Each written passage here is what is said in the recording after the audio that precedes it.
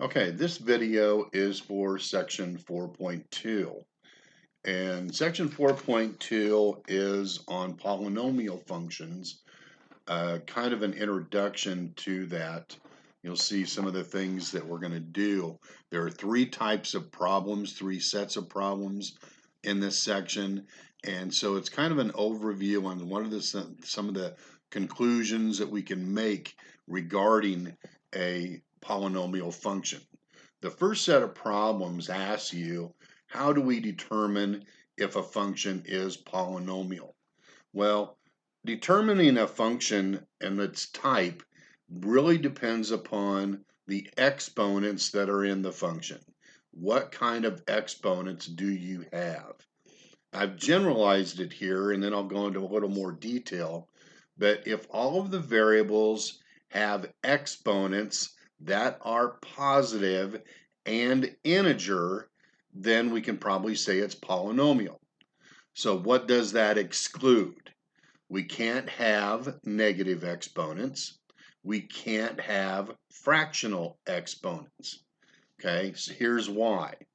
Because if you have a negative exponent, such as on problem number 10, we'll talk about it more in just a little bit, like x to the negative third power, remember that's the same as 1 over x to the positive third power, where you take the exponent and move it to the other part of the fraction to make it positive. Okay, you're not allowed to have variables in the denominator of a fraction. No variables in the bottom, okay, in that denominator. If you do, then it's not polynomial, it's rational. It's a rational function, okay? Now, the other type that I talked about says you're not allowed to have fractional. So if I have x to the 1/3 power, that's the same thing as the cube root of x. So in other words, they're saying here is that we're not allowed to have radicals. We can have radicals, but you can't have variables underneath that radical. So if I had the cube root of 9, that's okay. But the cube root of 9x is not. Okay? So you can't have variables under a radical. You can't have variables in the denominator. You can't have negative. You can't have fractional exponents. So in those first problems, that first group of problems, okay, like number 10 up here, okay, your question is yes or no, is it polynomial? So as I look at this thing, I look down here, I see a variable in the denominator. And I wrote it out over here. It's equivalent to this, where I brought the variable up, but I've made it negative. Both of those are the same function, just written using different kinds of exponents. Because we have a negative exponent, because we have a variable in the denominator, okay, then you would say that that function is not polynomial. And you don't have to tell me that it's rational. I've stated that, but you just have to tell me. So if you see square roots, that's a no. If you see fractional exponents, that's a no. If you see negative exponents, that's a no.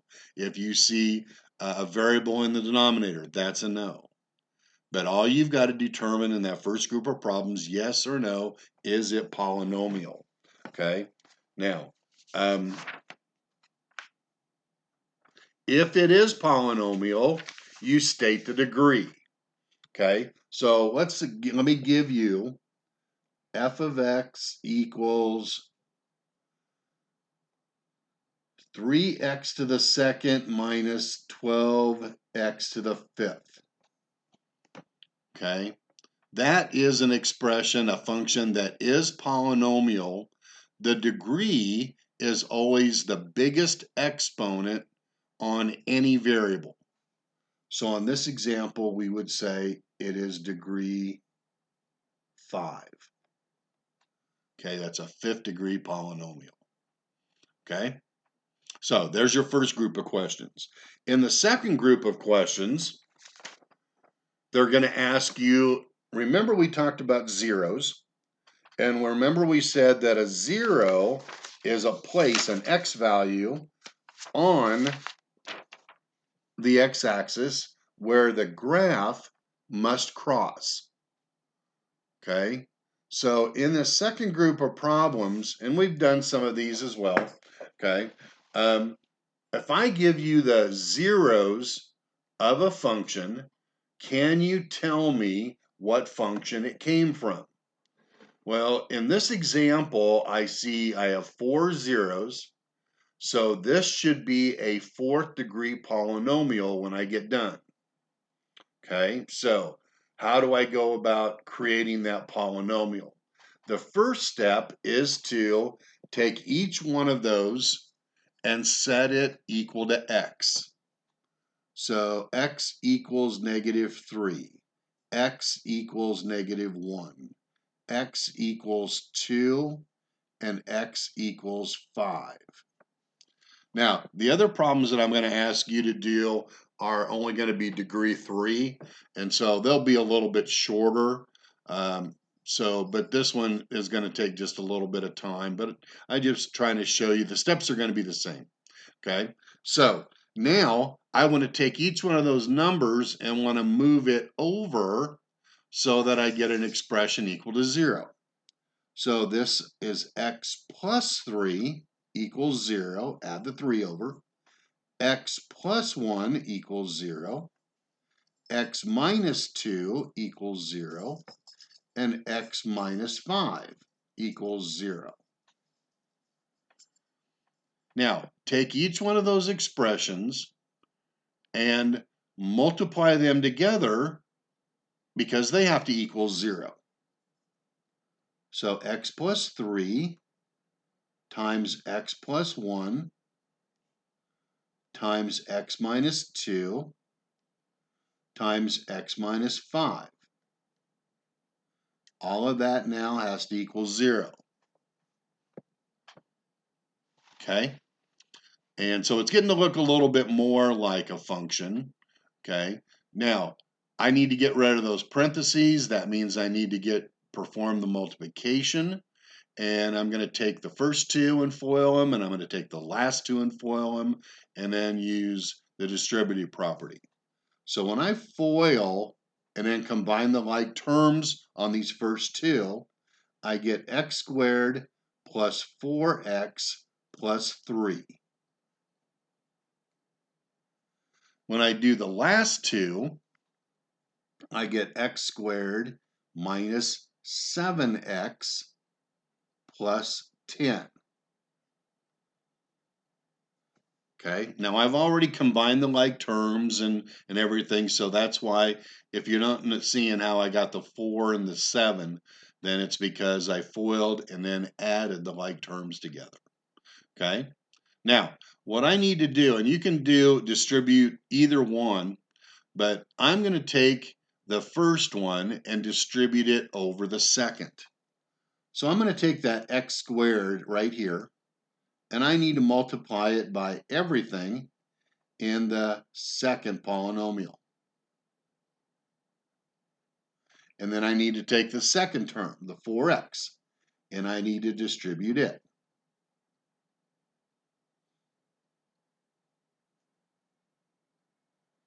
And then I need to take the 3, and I need to distribute it.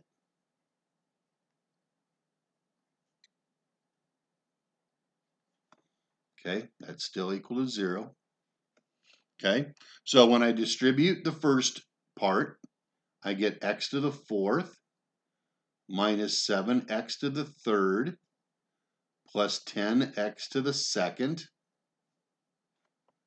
plus 4x to the 3rd minus 28x to the 2nd plus 40x plus 3x to the 2nd minus 21x plus 30.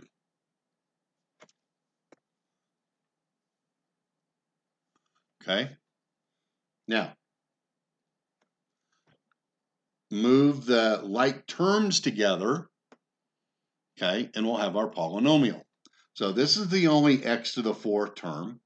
And remember, I said this was going to be a fourth degree polynomial because it's got 4 zeros. Okay, now I see an x to the third there, an x to the third there. Okay, so minus 7 and a plus 4 is a minus 3 x to the third. Now, I'm going to go ahead and kind of draw a line through these so I can cross them out as I go. I got an x squared here, an x squared here, and an x squared here. Minus 28 and plus 10 is minus 18. Minus 18 and plus 3 is minus 15. Cross all those out. I got a 40x and a negative 21x. That leaves me with a plus 19x. And bring down the plus 30. And you can either set that equal to 0 again, or put an f of x out here in front, and you're good to go. There's your answer. Okay, so that's a pretty involved problem, and I grant you that, but it's the steps that are important. It's the steps that are important. It'll be a little bit easier to do the degree 3 ones. Please do not do, I've excluded number 15. You don't need to do that one, but the other two should be good practice for you. The last thing, and the last group of problems, and this has several directions here. You're asked to take a polynomial function and make some decisions, answer some questions regarding that, okay? And again, first off, I've excluded number 19 because it has a typo, and number 20 is a little bit messier, but the other three are all very similar and similar to the one that we're going to do here, number 21. Okay, number 21, you've got f of x equals x squared times x minus 3 times x plus 4. And what we want to do first off is we want to list each real zero and its multiplicity. Now, multiplicity means multiples, means how many times does it repeat? So what we want to do, this thing has been broken up into pieces for us already. I want to set each one of those pieces equal to 0. So x squared has to equal 0. X minus 3 has to equal 0. And x plus 4 has to equal 0. Okay? Now, if you solve each one of those, okay, then I can see that the only way the solution of this one is going to be 0. But because of the squared, I could break it up into two of those. So this thing does have multiplicity. The multiplicity is indicated by that exponent, so it has multiplicity 2. So I have an intercepted 0, multiplicity 2. If I add the 3 over, then x equals 3. And I don't need to say this, but I will anyway. This has multiplicity 1. And then if I subtract the 4 over, then x equals negative 4, also multiplicity 1. Okay? So those are your answers for part A. Those are the zeros. This is, if you count up the x's, x squared, x to the first, x to the first, there are 4 ultimately there, x to the fourth. If you were to multiply them back together, this would be a fourth degree polynomial. So that's indicated when you add up the multiplicities. 2 plus 1 plus 1, there's your degree. Okay, so that will come into play here in just a little bit. Second part of this, we want to take these zeros and create a table to find touches and crosses. Okay, so if you put these numbers in order on a number line, it would go -4, 0, and 3. Okay, so on a number line, I would get the following intervals from -infinity to -4, from -4 to 0, and from 0 to 3, and then from 3 to positive infinity. Okay, now what you want to do is you want to pick a number inside of each one of these intervals. Okay, now what I'm interested in is what is the sign of my answer when I plug that back in. So if I go up here and plug in the -5 here, here, and here, I'm going to get a positive answer when I square it, a negative when I subtract 3, and another negative when I add 4. But those combinations of when multiplying those together will give me a positive. Okay, plug in the -1. I'm going to get a positive and a negative and a positive, which is negative. Plug in +1. I'm going to get positive. You're always going to get a positive when you square. A negative and a positive again, which is negative. And then finally, you're going to get positive, positive, and positive. Now, as you look at that table and follow it from top to bottom, you know, that's going left to right across that number line. The first two values going from -4 to 0, okay, I see a sign change. If it goes from positive to negative, it means I have a cross. It crosses the x-axis at that value, okay? And so that value is the one that's repeated. I have a cross at -4. Now, here on the next two, notice that it stays the same. Negative stays negative. And the only way it can do that is if you have a touch, but it still stays where it's at. So I have a touch at 0. And then again, sign change means a cross at 3. So every one of these zeros that I mentioned up here, as you go through the intervals, okay, we're looking at what happens on the left side of it, what happens on the right side of it. If the sign changes, then it's a cross. If the sign stays the same, then it is a plus. Okay, so part B, here's part A. Here's part B. Part C says that this function has what's called a power function that can be used to describe it. Okay, so what you want to do is go back up to the top of this equation and look at these leading terms and the exponents. Okay, both inside and outside. Okay, if you were to expand all of this out, okay, now there's no numbers, there's only ones in front of these. If there were numbers, then you would have to multiply those as well, okay? But if I were to multiply all of that out, what would the first term of that polynomial look like? Well, x squared times x times x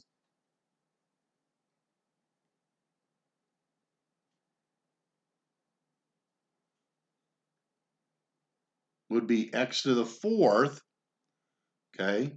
And y equals x to the 4th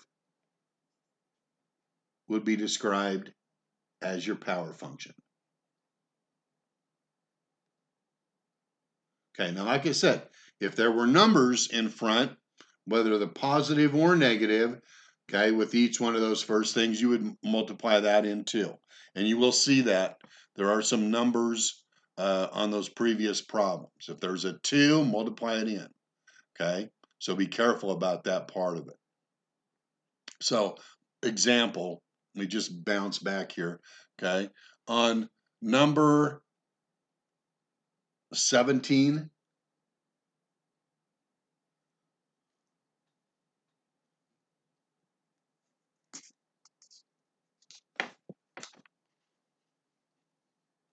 okay? On number 17, where you know f of x equals -2 times x squared plus 3 to the third, okay? In this example, to find the power function, just the power function part of it, I'm going to take that -2 out in front, and I'm going to take that x squared inside, and I still need to include that cube that's associated with it. So x squared to the third power, that's x to the sixth. So y equals -2x to the sixth is your power function, okay, for number 17. Okay, so again, you have to be careful about those numbers out in front. Okay, last thing, part D, okay, on all of these that ask you for turning points, okay? So the maximum number of turning points, this is pretty simple. We're going to use the power function, okay? So the maximum number of turning points in a graph, any polynomial function, is equal to the degree minus 1. So on on this problem up here, we found a degree of 4 in our power function. So 4 minus 1 means that at most, this graph will turn and change direction 3 times from negative infinity to positive infinity. Okay, so those are the 4 things that you're asked to do on those problems. And like I said, 19 and 20 have been excluded. So you have 16, 17, 18 to finish in that group of problems. Okay, again, if you have other concerns, give me a holler. But, there might be some other videos you can kind of check out on YouTube that would help explain this just as well. So whatever you need, okay? We'll finish this one, section 3, coming up. Thanks.